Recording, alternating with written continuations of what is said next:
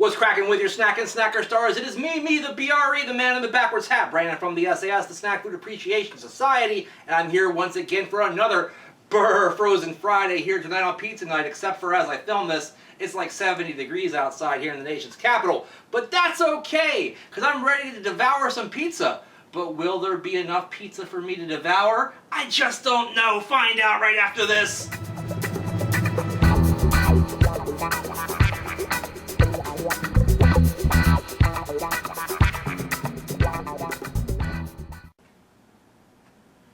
Never fear, Pizza Night is here, so grab yourself a can of beer for a Frozen Friday the 13th, January the 13th, 2017, and I am here tonight to check out something from the freezer aisle, of course, and that is from the Devour line of frozen meals. It is their pizza.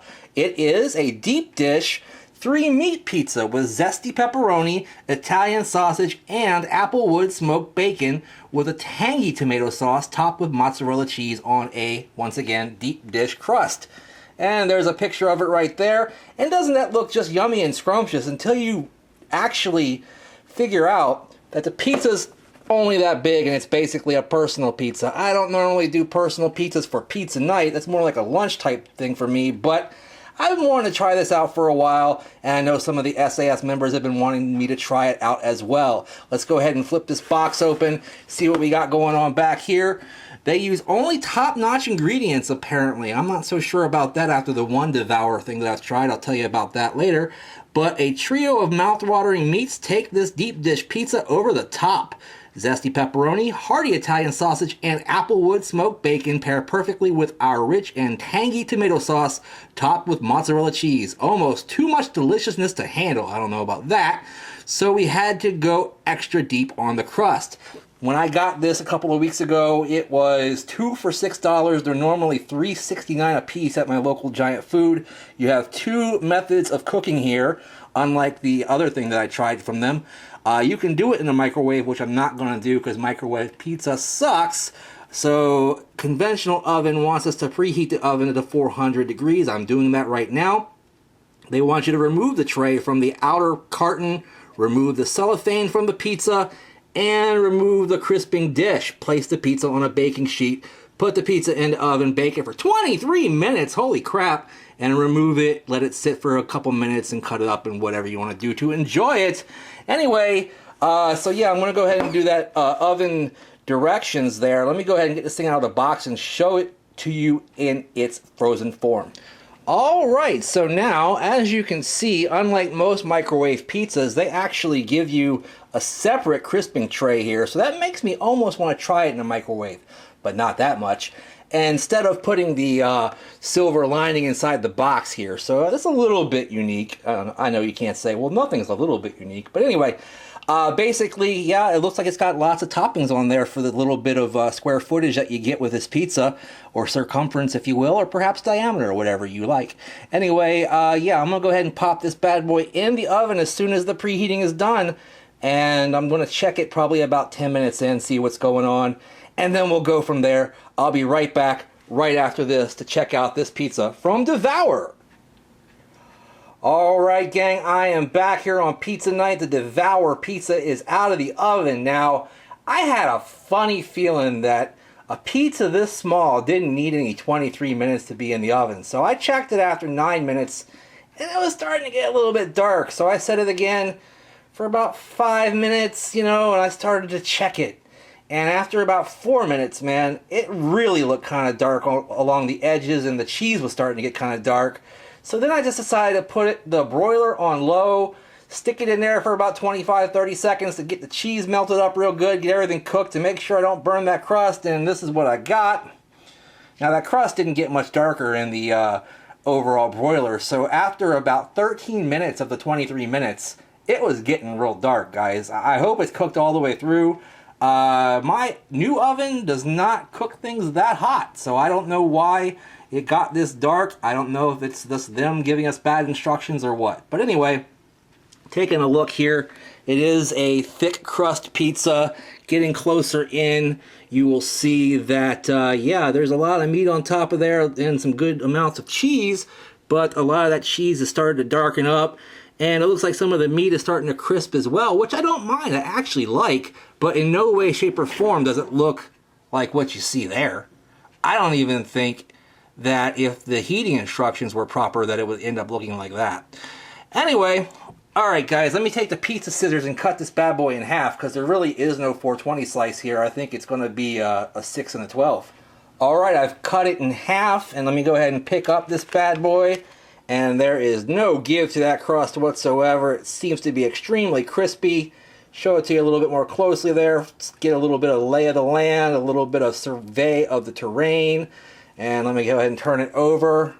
Yeah, you see it didn't really burn up or anything under there. It just got really brown and really crispy really, really fast. Alright guys, let me go ahead and try this $3 personal pizza, see if it's enough for dinner, which I'm starting to doubt, and tell you more about it right after this on Pizza Night. Alright gang, I am back to take a taste and a look and a review of this Devour frozen pizza from the Devour line. I know you've seen it out there in these little black boxes in your freezer section. They've got a lot of pasta dishes. There's a couple of lasagnas, there's like an Italian sausage one, and a bacon Alfredo. I think they have a buffalo mac, and also enchiladas, I think. It's a strange line, and I think you've seen the commercial where the guy is smacking his lunch with the fork. Very strange, but they serve very small portions, and the one thing that I have tried already was the chicken and waffles, and I think you can see a review of that on the GTM show with Mr. Dirty, so check that out on YouTube if you get a chance. But wow, man, first of all, the chicken and the waffles weren't even in any kind of bag. They were just in the box, loose, just willy-nilly. And also with that particular one, there was no conventional oven instructions whatsoever, so it had to be done in the microwave. The chicken was rubbery, the waffles were a joke. It really was just a bad meal. I would have given it like almost a full thumbs down had I been rating it. Let's hope that the pizza does a little better job. I'm done ranting at you guys. Let me go ahead and take a bite of this pizza right after I show it to you next to my noggin the way I always do, like a big old elephant ear. It smells pretty good. That's a good sign, but let's see how it tastes. So far, I'm really only getting 2 flavors out of this whole thing, and they're not the most important flavors. So let me take another bite and see if I can't get a little bit more action here.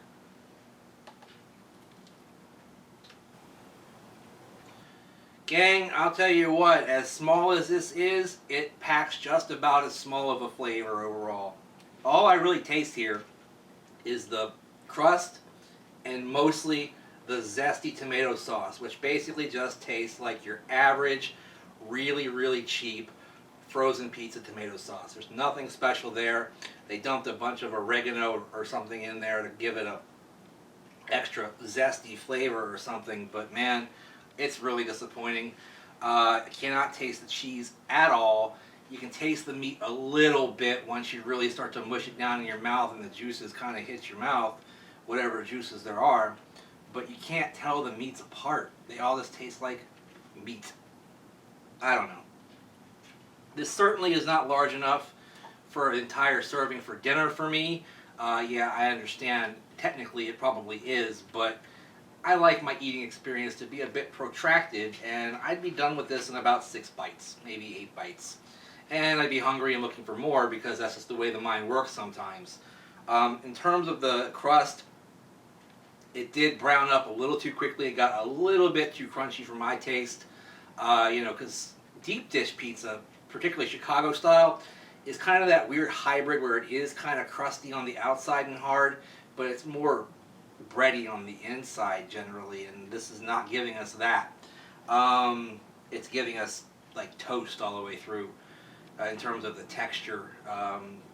The flavor is very basic frozen pizza flavor with a little bit of that deep dish flavor that you might get out of Gino's Easter and Uno's frozen, not fresh, frozen pizza, which, those are 2 of the better ones, and this one is not. Is it worth $3.69? Absolutely not. Is it worth $3, which I paid for it? Probably not either. I might pay $2 for this if I were in like a hospital waiting room and saw it in a vending machine or something like that, but I certainly wouldn't buy it for dinner again. I'm going to go ahead and give this a quarter thumb up for the Devour deep dish, zesty pepperoni, Italian sausage, and applewood smoked bacon. Yeah, right. Pizza. Alright guys, thanks for watching Pizza Night this week. If you're wondering about the Pizza Night Awards, they will be back this year, and they will be here by the end of the month, maybe even next week, so stay tuned. And stay tuned to the sAs group on Facebook, where you can find out about how to get involved in the selection process for that. Also, you want to make sure you join that group by clicking on the link down below. Leave some comments while you're down there. Make sure you hit that like button. That's super important. Also, check me out on Twitter and Instagram at BrandonReichSAS, and make sure you use the hashtag Snack Society all day, every day when you're talking to me or Hugh Will Mahoney or a brick in the SAS, that's Alex, about all your snacking needs. Tell us what you're eating, we'll tell you what we're eating, and on and on. Anyway, like, favorite, share, and subscribe. In the meantime, in between time, I'm going back in the freezer and find something else to eat. I'll see you next time. Bye-bye.